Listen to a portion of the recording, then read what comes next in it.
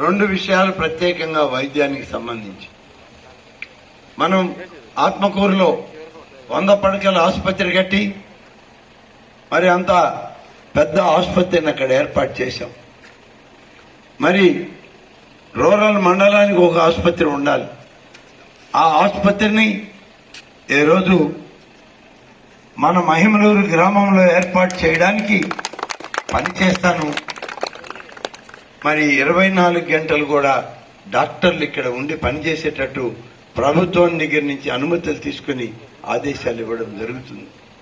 పశు వైద్యశాలకి డాక్టర్లను నియమించి పశువుల యొక్క భద్రతని, పశు సంపదను పెంచుకోవడానికి అక్కడ డాక్టర్లని, నర్సుల్ని పెట్టి అవసరమైతే వెటర్నరీ మొబైల్ వ్యాన్ కూడా మహిమలూరికి ఇస్తాను. ఇక్కడ ఇచ్చి మీ అందరికీ మేలు కలిగే విధంగా